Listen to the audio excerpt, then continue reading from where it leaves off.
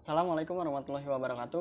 Nama saya Robi Kurniasandi. Di sini saya mewakilkan kelompok saya untuk menjelaskan isi dari PowerPoint yang sudah saya buat. Nah, oke, langsung saja masuk ke dalam PowerPoint-nya. Saya dari kelompok bersama dengan dua orang teman saya, yaitu Adam Salman dan juga Muhammad Zaki. Di sini kita dalam praktikum ini tujuan utama kita adalah untuk mengidentifikasi tata guna lahan desa Jejeruk. Oke, langsung saja. Untuk memulainya, kita pastinya menyiapkan alat dan bahan.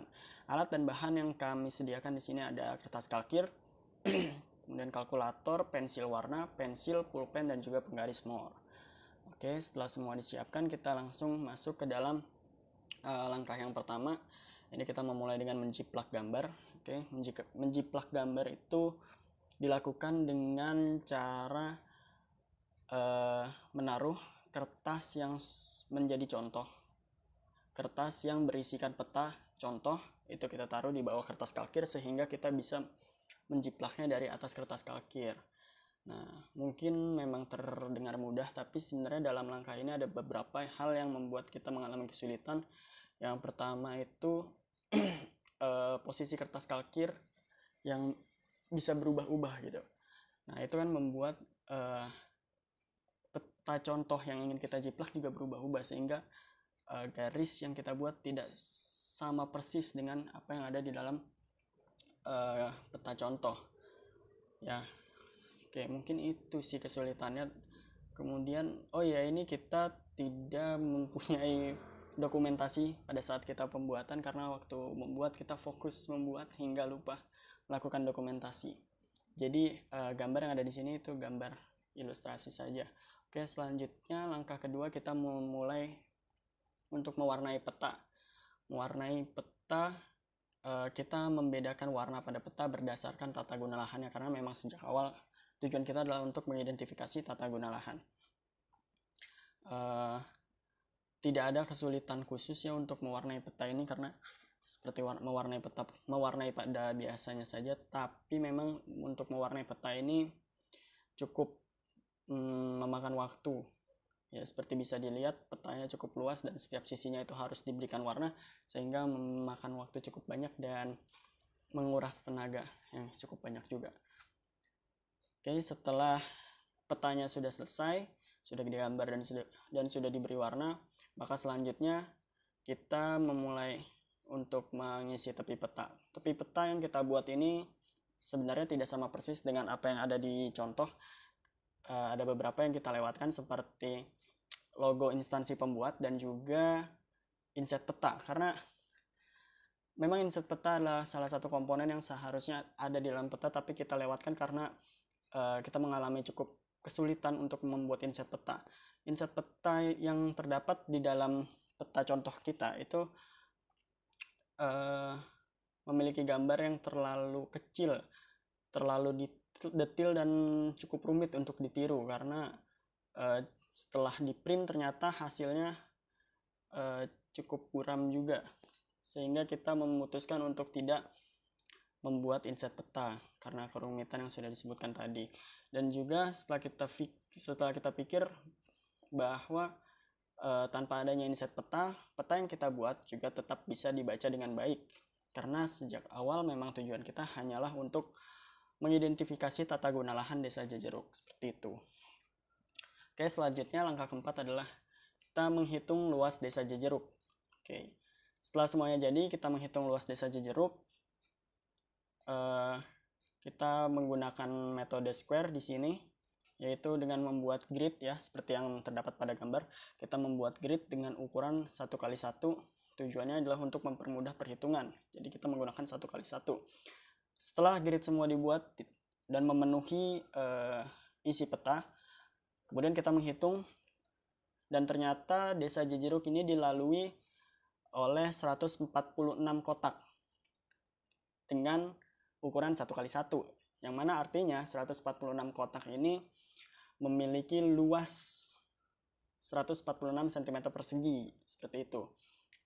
Oke, berarti bisa kita simpulkan bahwa desa Jejeruk itu berbentuk memiliki luas 146 cm persegi di peta ya, pada peta. Nah, dari situ kita bisa simpulkan bila desa Cijeruk itu dibentuk menjadi kotak, maka setiap sisinya itu memiliki panjang akar 146 cm. Oke. Nah, dari situ kita bisa ambil angkanya untuk mengetahui luas sebenarnya. Nah, akar 146 cm ini kita kalikan 4.500. Ini adalah angka yang terdapat pada skala untuk mengetahui ukuran sebenarnya. Setelah dikalikan dengan 4.500, maka hasilnya adalah 54.373 cm. Ya, yang mana bila itu dikonversi ke kilometer, maka angka yang muncul adalah 0,543 km. Oke, setelah mengetahui ukuran sebenarnya, selanjutnya kami menghitung luas lahan. Ya, dengan cara sisi kali sisi. Karena di sini kita sudah membayangkan bahwa bentuknya menjadi persegi. Sisi kali sisi, maka hasilnya adalah 0,295 km persegi. Atau sekitar 29,5 hektar. Oke, selanjutnya kita menghitung luas fungsi lahan utama. Oke, tanpa kita perlu bersusah payah ya, kita bisa langsung melihat bahwa fungsi lahan utama dari desa Cijeruk adalah persawahan, yang mana kemudian fungsi lahan keduanya adalah perkebunan. Ya, dan hanya dengan melihat peta kita sudah bisa simpulkan itu karena warna hijau memang sangat mendominasi di peta ini, yang mana warna hijau itu berarti persawahan dan juga perkebunan. Oke, pertama kita menghitung luas lahan utama dengan cara yang sama, metode square. Kita membuat grid 1 kali 1, dan setelah dihitung ternyata di sini kita menghitung ini ya, luas lahan persawahan. Nah, persawahan ternyata dilalui oleh 74 grid dengan ukuran 1 kali 1, yang mana itu artinya di dalam peta luas lahan persawahan desa Cijeruk adalah sebesar 74 cm persegi, yang mana bila kita buat kotak ya, berarti setiap sisi dari lahan persawahan desa Cijeruk adalah sebesar akar 74 cm. Oke. Nah, dari sini kemudian kita kali dengan 4.500 untuk mengetahui ukuran sebenarnya. Ukuran sebenarnya ternyata yaitu 38.710 cm. Ukuran sebenarnya ternyata yaitu 38.710 cm, yang mana bila dikonversi ke kilometer menghasilkan angka 0,387 km. Kemudian kita menghitung luas lahan dengan rumus luas persegi, yang mana hasilnya adalah 0,149 km persegi. Oke, selanjutnya kita menghitung luas fungsi lahan utama dari perkebunan. Oke, perkebunan setelah kami hitung, ya kita menggunakan cara yang sama dengan grid 1 kali 1. Dan setelah kami hitung, ternyata itu hasilnya adalah 38 kotak. 38 kotak itu berarti luas lahan perkebunan di dalam peta adalah 38 cm persegi. Itu berarti bila kita buat menjadi kotak, kita bayangkan perkebunan ini menjadi kotak, maka setiap sisinya itu adalah akar 38 cm. Oke, kita dari sini bisa mencari ukuran sebenarnya dengan mengalihkan dengan angka skala 4.500 menjadi hasilnya adalah 27.739 cm atau 0,277 km. Yang kemudian bila kita kalikan